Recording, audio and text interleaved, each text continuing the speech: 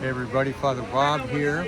Got the St. Victoria ball cap on because we got a little rain today, but it's pretty well cleared up when you say Lee. I'm with Lee Sonano. Better weather now, Our two roving reporters here today. Hey, we had a great day. Lee asked me the dangerous thing in Rome, most dangerous thing to do in Rome. Crossing the street. Crossing the street, it is. Folks, I don't see that well. I got to be careful. Don't worry, people are taking care of me. It's all good. This morning we had a really interesting tour of a place that I was struck with. It's called the Holy Steps. Lee, just get a little bit of feel, the background on the Holy Steps. Sure, it's a beautiful spot. It's basically the stairs that Jesus would have ascended to in Pilate's palace. So they're the stairs that he would have walked up, and those were taken during the siege of Jerusalem, taken back by, I believe, St. Helen, who took them back to Rome, set up a beautiful church around them, and you can actually crawl up them step by step on your knees. And I do have a fun fact for those who are watching. Father Bob. Of course you got a fun fact. I do. Well, this fun fact, yeah. Father Bob climbed up these stairs on his knees, which was pretty impressive. My family and I did it as well, so there were a few of us. You know why I was able to do that? In college, I was a roofer. I was on my knees all day long, except I had basketball pads back then. That was a workout. It was a workout. It was intense. I will say about it, any like ritual or spiritual practice, it's like a zoom lens. It brings you up close and personal to Christ's life, his passion, what he went through, and it brings out the devotion. But we saw it. And it was beautiful. And we were, like everyone, was going up on their knees. And it's just such a humbling thing, and you're walking up, and about halfway through, you just think, I don't know if I can do this, and the pain.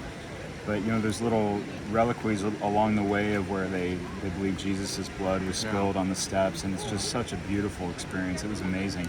That was, I believe, right across from the Cathedral of St. John Lateran, I think is what it's called. And so that was an impressive building as well. That's the seat of the Bishop of Rome, who happens to also be Pope Leo. Pope Leo, right. So he's got two different houses. He's got a big, full job. As if the world isn't enough, they give him a diocese. He's got a full job, He's got help, like I have, help back home. Yep. The other thing in the afternoon, the Colosseum, pretty fascinating. I was struck with, as they described the games they had in there, how brutal they were. Yeah. And someone said at that time, the Roman culture, their warrior culture, and they had no problem with it. It was brutal.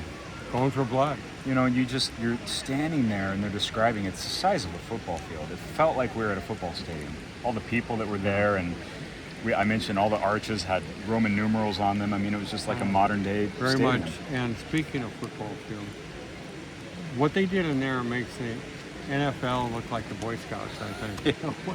Definitely. They don't have lions running after the quarterbacks very well. I guess the Lions do run after the quarterbacks. The Bears. And the Bears, we could go on. We could go on. It was great afternoon, and then the Roman Forum. It's all kind of like a museum outdoors.